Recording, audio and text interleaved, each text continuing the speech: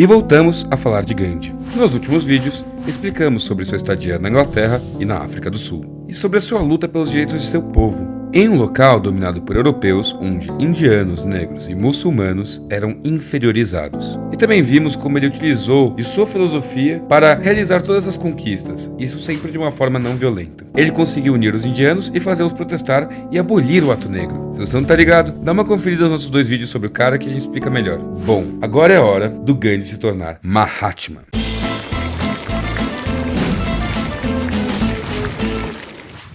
Bom, depois de conseguir abolir um ato negro na África do Sul, Gandhi voltou à sua terra natal, a Índia. E suas ações anteriores já tinham caído na boca do povo. Todo mundo já tinha ouvido falar do cara e das paradas que ele realizou. Ouviram histórias sobre como ele enfrentou o Império Britânico na África e uniu tantas pessoas à sua causa. Inclusive, muitos indianos passaram a esperar dele grandes feitos na Índia, assim como ele havia feito na África. Gandhi continuava a seguir sua filosofia do Satyagraha e a sua influência e ideologia estavam conquistando muitos seguidores e fiéis. E, em 1915, ele já havia ocupado um papel de guia do seu povo. Mas, por ter passado tanto tempo fora, Gandhi não estava muito ligado de algumas coisas que estavam acontecendo em sua terra natal. Na Índia também havia bastante discriminação, só que lá não era restrita à nacionalidade, tinha também muito a ver com o sistema de castas. Você lembra disso? Bom, as pessoas na Índia eram rotuladas hierarquicamente por castas de acordo com o seu nascimento. E lá tinha a casta dos Dalits, ou intocáveis, cujos membros eram tratados como lixo, como se a pessoa fosse escória mesmo, ao ponto de não quererem nem dividir o mesmo ambiente com esses caras. Gandhi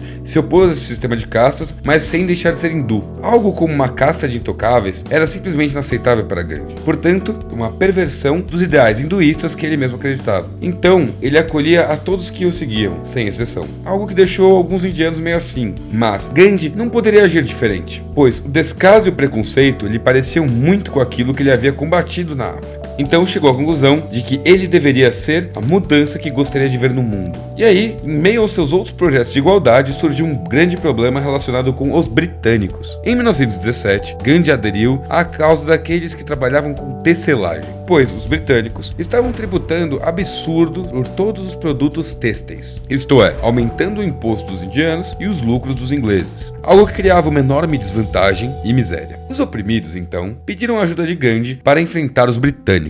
Entretanto, o seu discurso foi, mais uma vez, incentivando a desobediência civil e a não violência, ao invés do combate direto. Sua sugestão foi que enfrentassem a injustiça realizando um boicote. Ele visava alcançar um negócio chamado Swaraj. Swaraj significa autogovernança. Então já sacou o que ele queria, né? Bom, isso significa fazer a Índia ser capaz de se sustentar sozinha para garantir sua independência. Não somente se fortalecendo no controle político, mas também no controle econômico. Em sua proposta, todos deveriam abrir mão, voluntariamente, de quaisquer cargos, títulos e riquezas concedidas pelo sistema britânico. E sugeriu também que os senhores feudais abrissem mão de suas joias ocidentais para dar exemplo. E por incrível que pareça, a galera curtiu e ele foi ovacionado. Então veio o Ato Howlett. Mas o que foi isso? Ato Howlett foi uma lei aprovada pelos britânicos que permitia que o governo prendesse qualquer pessoa, até ser mandado, e o mandasse para a cadeia. Uma das paradas mais absurdas e arbitrárias do mundo. A pessoa não teria direito nem a julgamento ou sequer um pedido de recurso. Gandhi lançou campanha contra o ato e em seguida convenceu Nehru, um importante ativista da autogovernança da Índia, a se juntar a ele. Ao ser questionado sobre quais atitudes tomar, Gandhi, insistindo na não violência, propôs uma greve geral e escreveu uma carta aos britânicos informando que o dia 6 de abril de 1919 seria um dia em que todas as fábricas, comércios, restaurantes e etc. estariam fechados. Seria um dia dedicado exclusivamente a orações e jejum.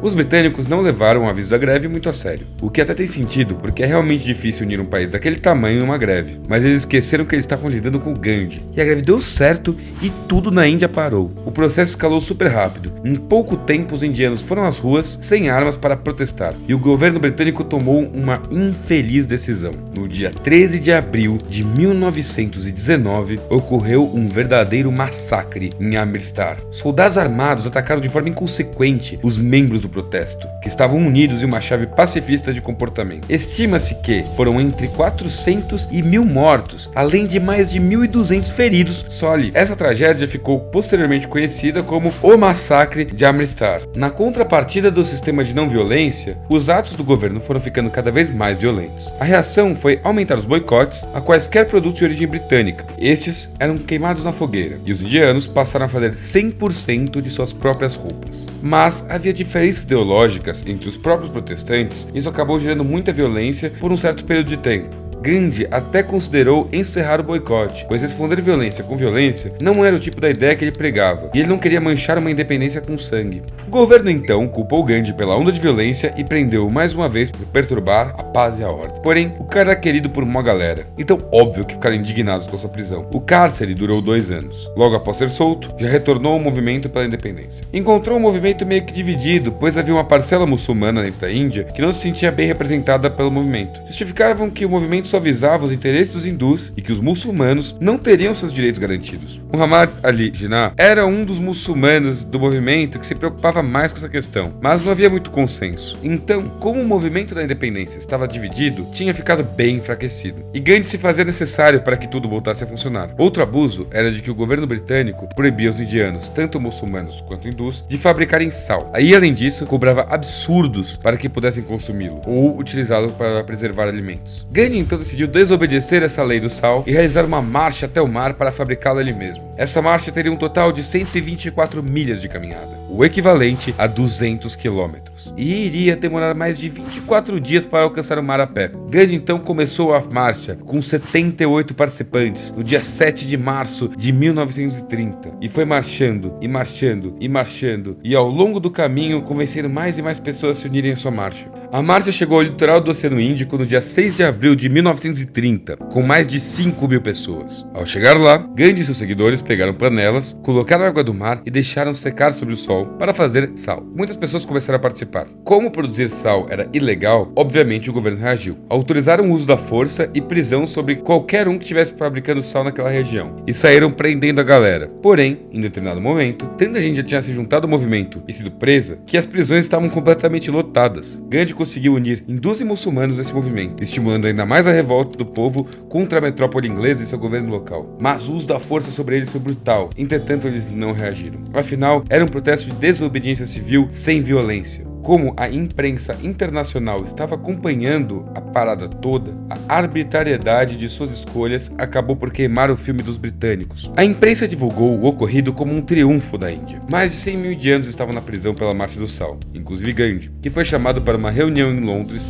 em 1931. Então, nessa reunião, firmaram um acordo em que a desobediência civil seria liberada, os prisioneiros libertados e a fabricação do sal permitida na costa. Aí, o vice-rei britânico propôs uma lei em que as pessoas da casta dos intocáveis teriam eleições separadas. Gandhi se opôs fortemente a isso. Aí, mais uma vez, prenderam o sujeito. A estratégia dos britânicos era dividir ainda mais os indianos para enfraquecê-los e ainda manchar a imagem de Gandhi. Mas não rolou, e dessa vez por um fator muito curioso. Como já falamos, aqueles da casta dos intocáveis eram tratados como escória. Gandhi, em 1932, enquanto estava preso por se opor às eleições separadas, realizou seu primeiríssimo protesto em jejum. Esse jejum simbolizou sua oposição às eleições separadas. Ou seja, ele nem ia comer nem beber nada enquanto não acabasse essa palhaçada toda. A falta de nutrientes fez com que Gandhi fosse enfraquecendo e chegando cada vez mais perto da morte. E o cara era muito querido por muita gente. Então rolou uma comoção geral pelo seu jejum. A Índia se uniu para que Gandhi quebrasse esse jejum. Pois é, ele uniu um país inteiro. Em razão da pressão popular, foi assinado o Pacto de Puna. Ele acabava com o projeto de eleições separadas e, de quebra, acabaria com o jejum de Gandhi. E, enquanto isso, acontecia aí o quê? A Segunda Guerra Mundial, sobre a qual, inclusive, temos até uma série. Ao longo da guerra, Gandhi pregou ainda mais pela independência da Índia. Os indianos deixaram bem claro que não apoiariam a causa britânica na guerra. Isto é,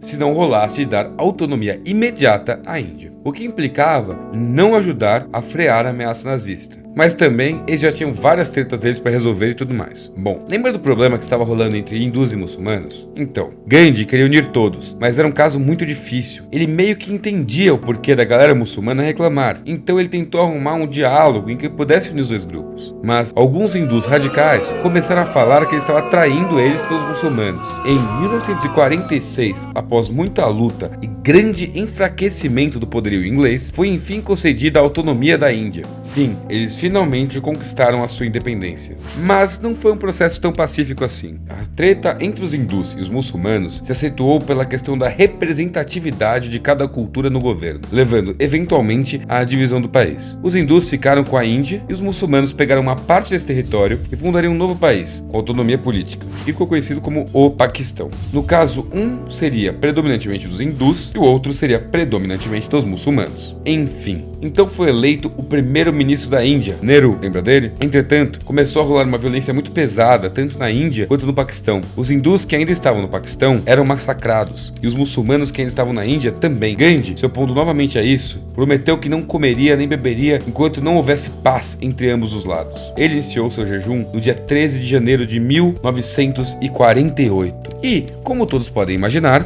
mais uma vez, seu jejum foi capaz de unir toda uma nação, nesse caso duas, e acabar com a violência. Os muçulmanos e os hindus finalmente conseguiram se entender e fizeram um tratado de paz e largaram as armas. Pois é, se bem que, ainda que Gandhi fosse um sujeito adorado, nem todos gostavam muito das mudanças que ele havia trazido. Então, no dia 20 de janeiro, houve um atentado contra a sua vida. Jogaram uma bomba em sua direção. Entretanto, ninguém se feriu, então não deu nada. Foi apenas um baita de um susto. E, no dia 30 de janeiro de 1948, um hindu radical chamado Nathuram Godse atirou nele, pois acreditou que ele estava enfraquecendo o governo perante o Paquistão. Mas, dessa vez, não houve tempo de salvar sua vida. Gandhi foi morto no dia 30 de janeiro de 1948, às 17 horas e 17 minutos, vítima de tiros de uma pistola Beretta M semiautomática, na cidade de Nova Delhi. Seu último desejo, já no leito de morte, foi o de que seu assassino não fosse punido.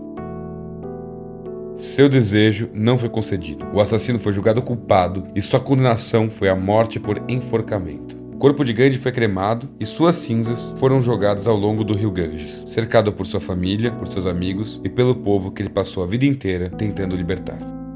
E aí, galera, espero que vocês tenham curtido o vídeo. Se vocês gostaram, comentem aqui.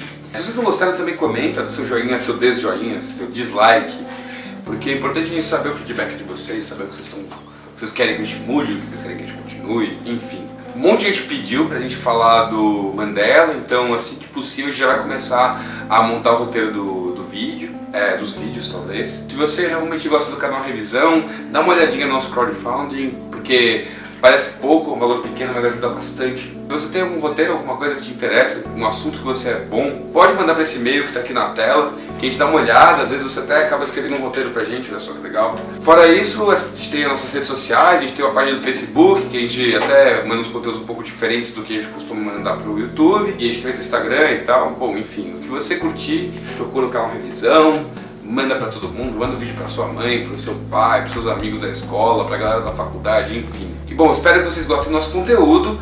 É nóis, valeu, falou!